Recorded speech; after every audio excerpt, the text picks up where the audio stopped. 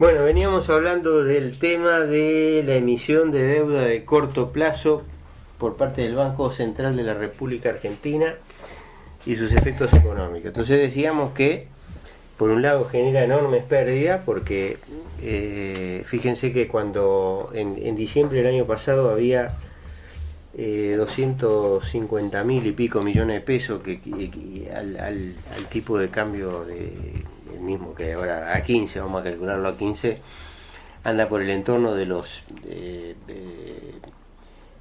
15 por 15, sí, 16 o 17 mil millones de dólares. Ahora anda por el entorno de los 40 mil millones de dólares, ¿no?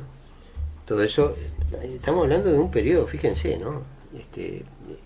Enero, febrero, marzo, abril, mayo, junio, julio, agosto, septiembre, octubre, 10 meses, en 10 meses, ¿no? O sea, es una cosa impresionante. No sabemos si esto lo van a mantener o no, si lo van a cambiar.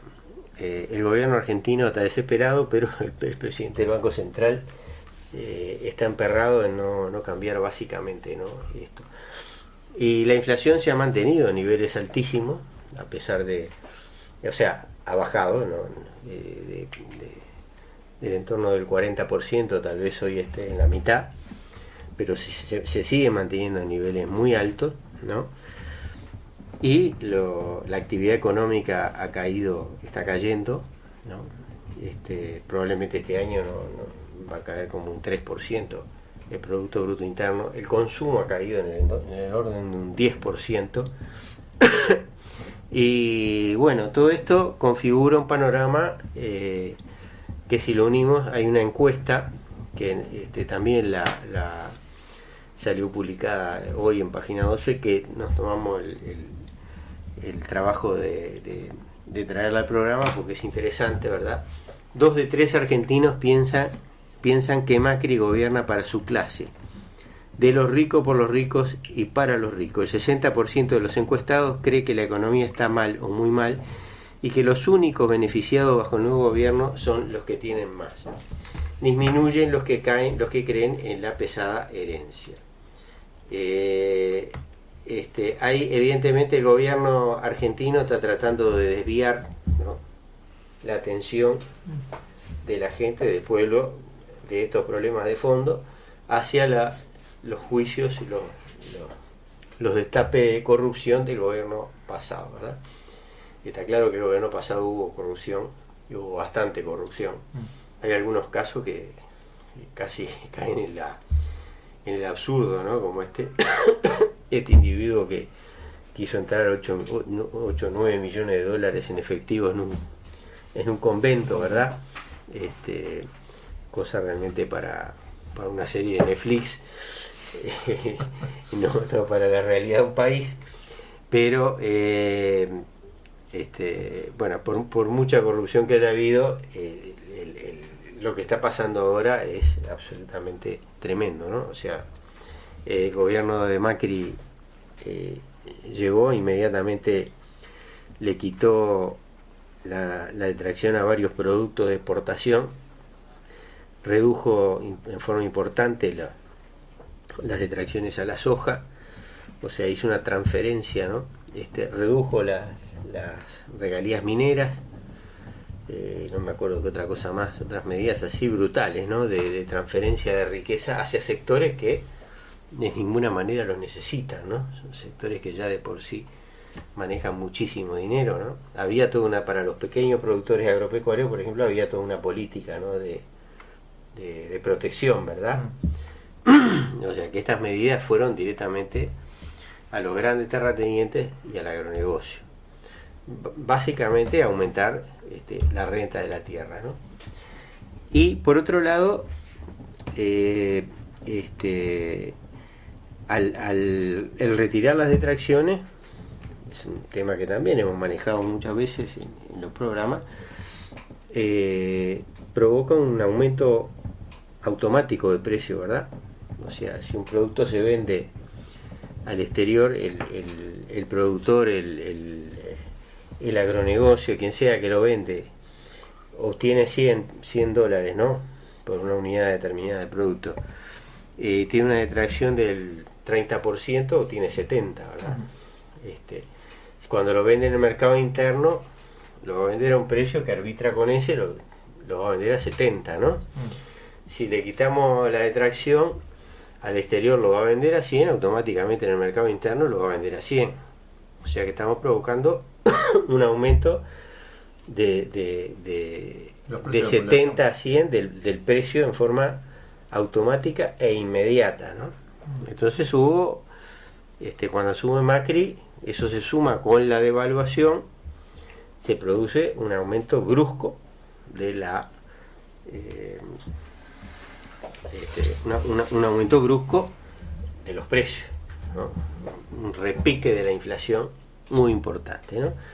Que tiene causas directas en medidas que se han tomado. Paralelamente se toman este tipo de medidas contra la inflación, como de emitir deuda al Banco Central a cerca del 40%, una cosa que es otra transferencia enorme de recursos hacia, en este caso, el sector financiero, ¿eh?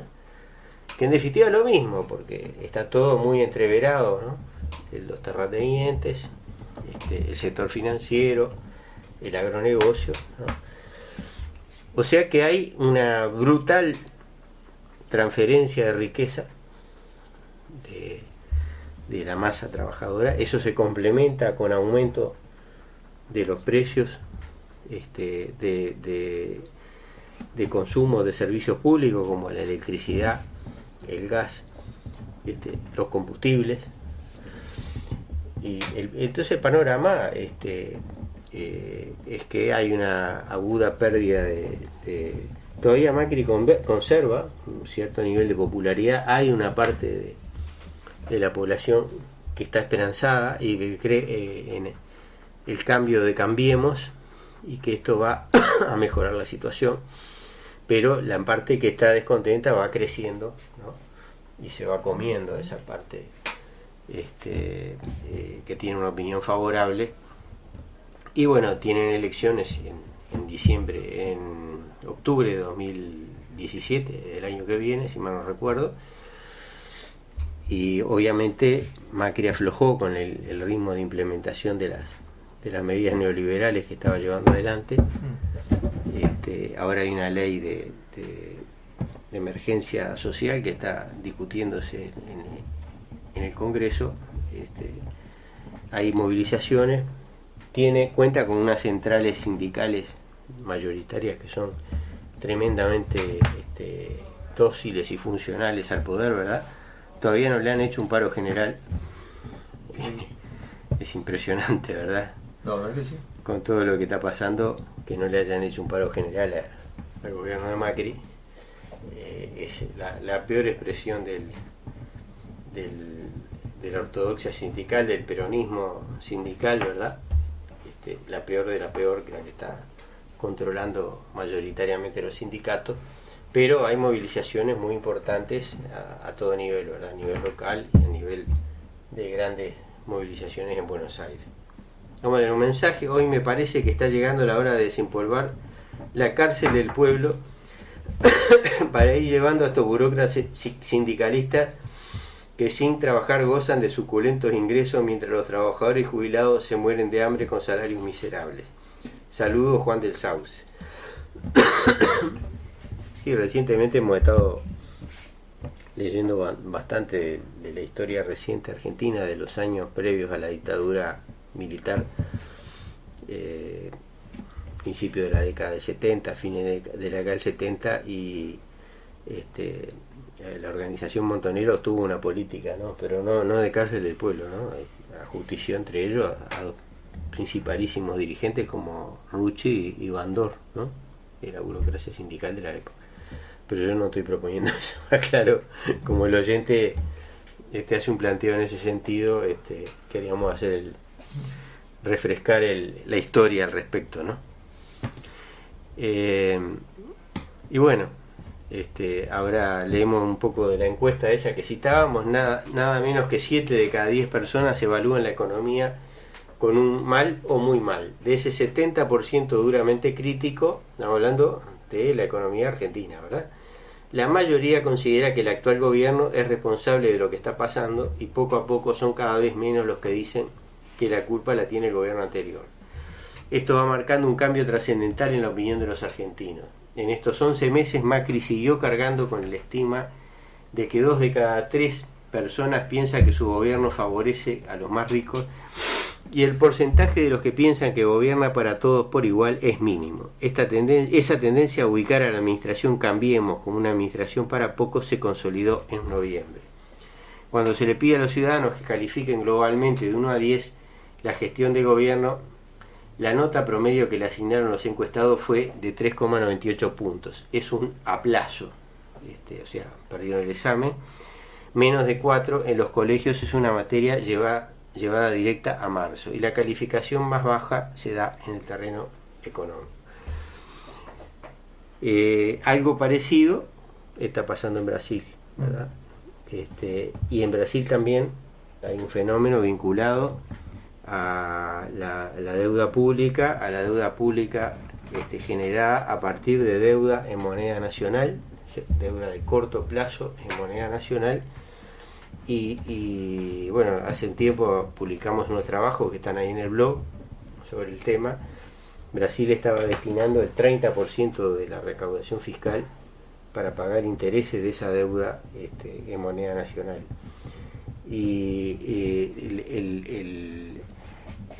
Eso generaba un déficit, una parte muy importante del déficit fiscal, que llegaba en aquel momento como a 10%, ¿verdad?, del Producto Bruto Interno.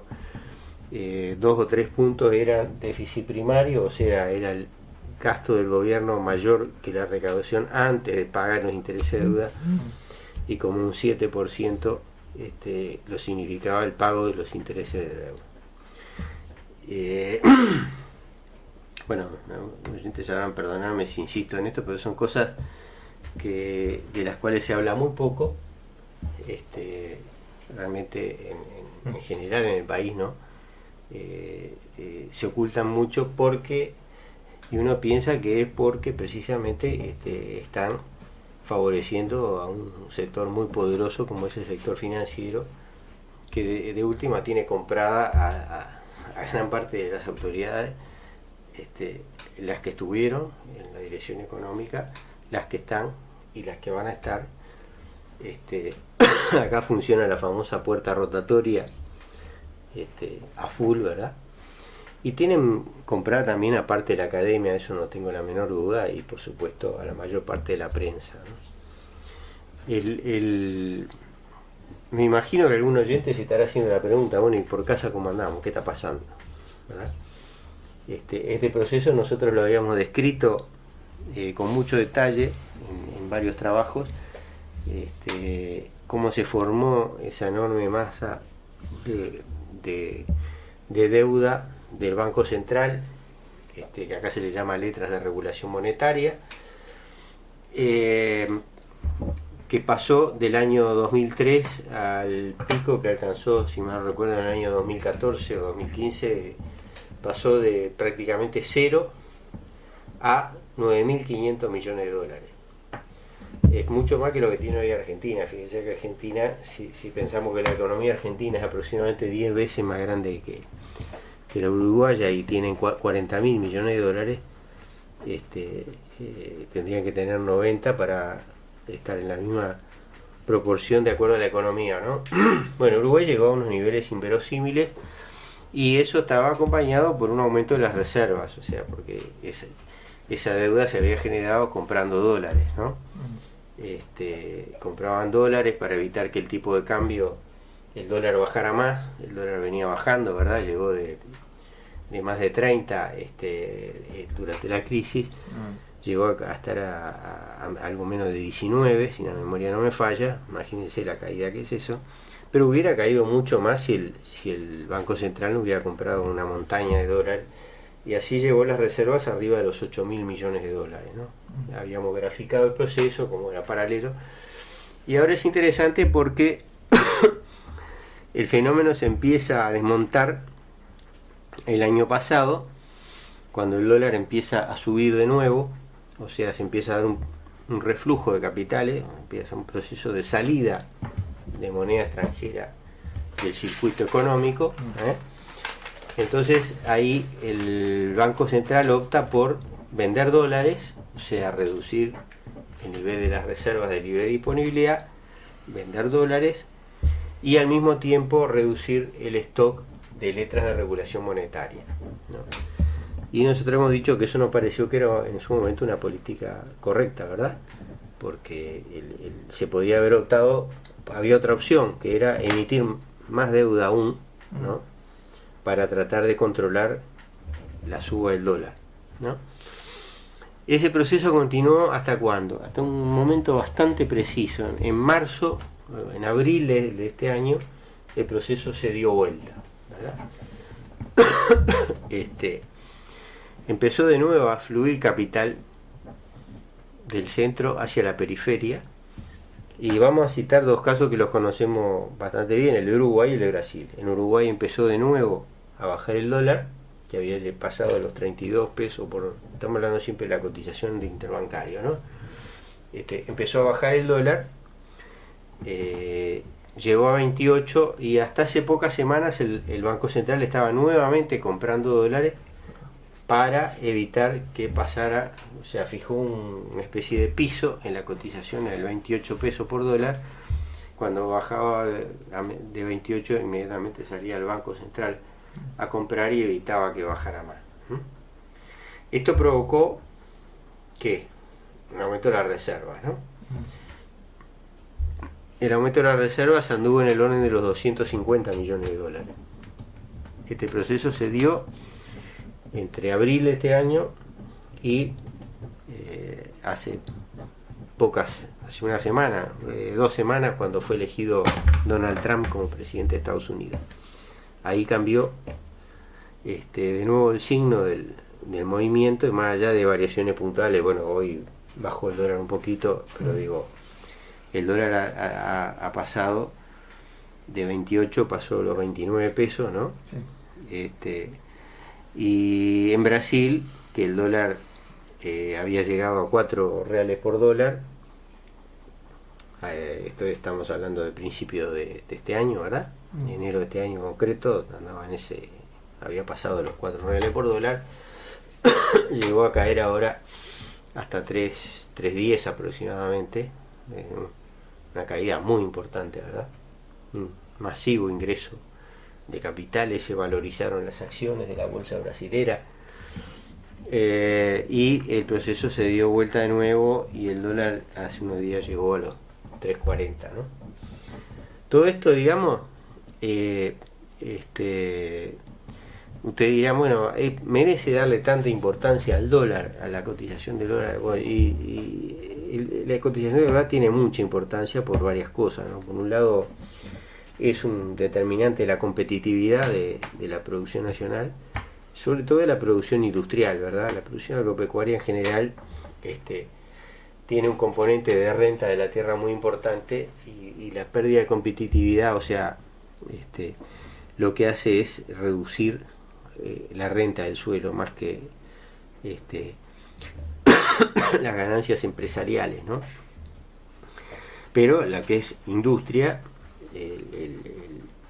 la caída, la apreciación del peso le provoca problemas de competitividad, ¿no?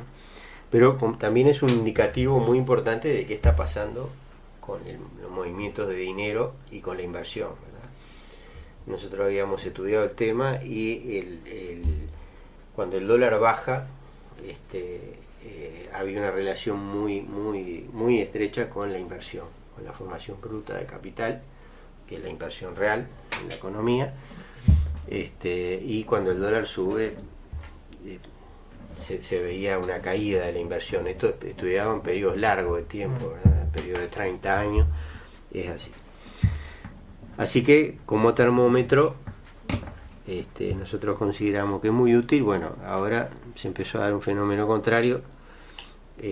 Paralelamente, como comentamos en el programa pasado, o en el anterior, está subiendo significativamente la tasa de interés en Estados Unidos, no la que fija la Reserva Federal.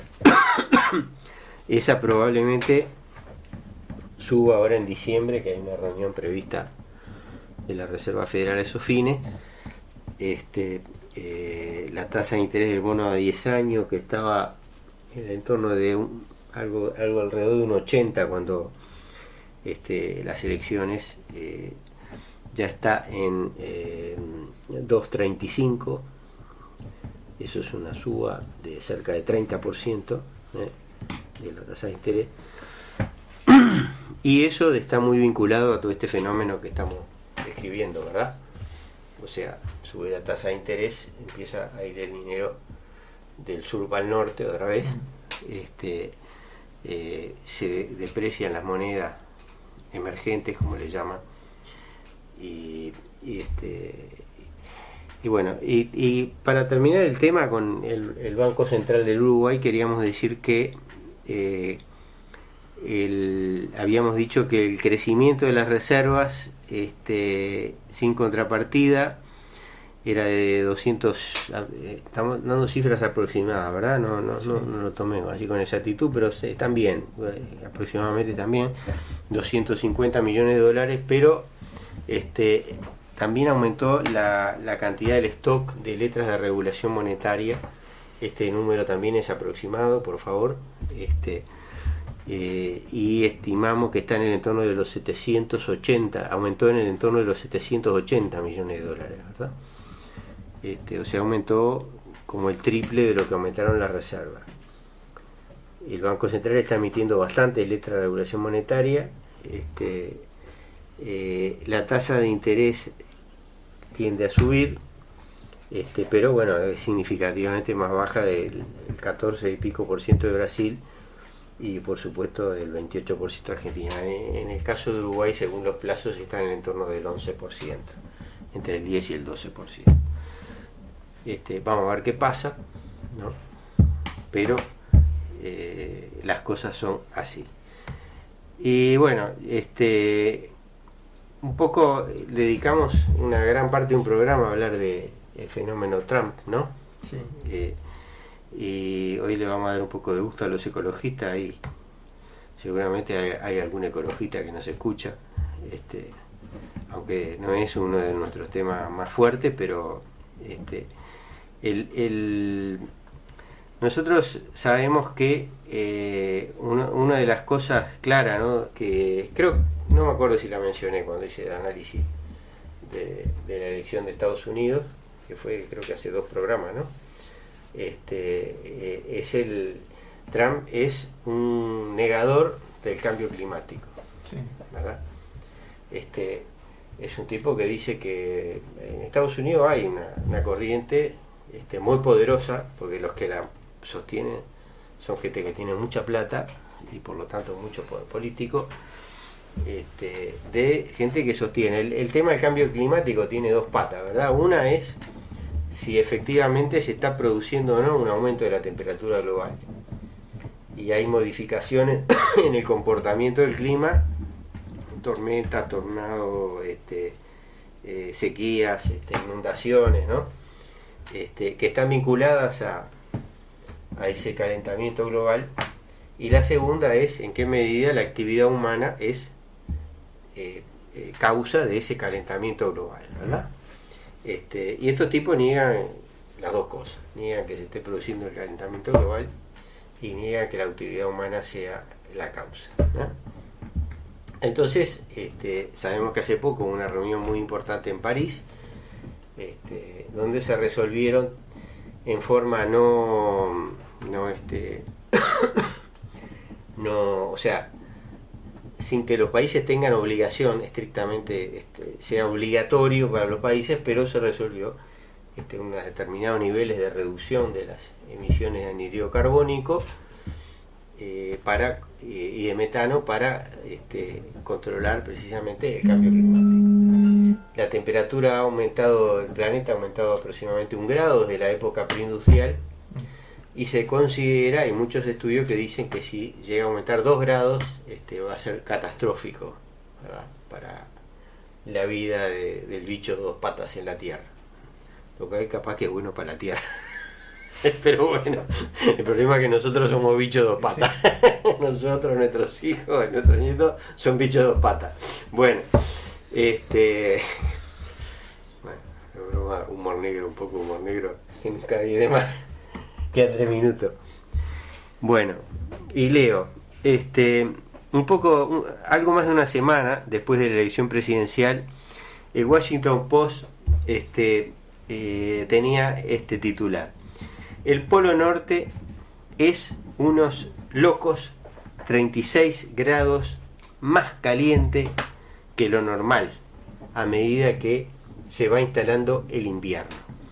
Se refiere a grado en Fahrenheit, quiere decir son 20 grados centígrados. Escuchen la cifra, ¿verdad? El Polo Norte está en estos momentos 20 grados más caliente. 20 grados. Estamos hablando que 1 grado es una catástrofe. 1 grado para todo el planeta, ¿no? Esto es localizado, pero igual, 1 grado, 20 grados. Más caliente que lo normal. Esto del 17 de noviembre. Y es verdad, ¿no? A medida que el Ártico se instala la noche polar, los científicos están notando que algo está yendo horriblemente mal. Los niveles de hielo por encima del mar en el Polo Norte están en un récord de bajo, ¿verdad? De lo bajo, pero aún más sorprendente, las temperaturas están 20 grados por encima. Por cualquier estándar, el Polo Norte comanda una cuestión de una alerta de emergencia, una catástrofe climática que puede estar en camino. Está súper caliente en el Ártico, en pleno invierno, y las repercusiones son mortales para la humanidad. Y eso que Trump todavía no llegó al gobierno. Cuando este tipo empiece a poner su política de volver a generar energía eléctrica con carbón, de aumentar el consumo de combustibles fósiles, bueno, nos vamos al tacho. Queríamos dejar este mensaje esperanzador para la audiencia, y bueno, yo espero que, no sé qué espero, la verdad, pero bueno, las cosas no están bien, y la elección de Trump tiene facetas profundamente negativas, y con esto nos vamos a despedir de la audiencia, Pablo. Hasta el lunes que viene. Mañana se reproduce el programa a las 10, por favor. A las 10.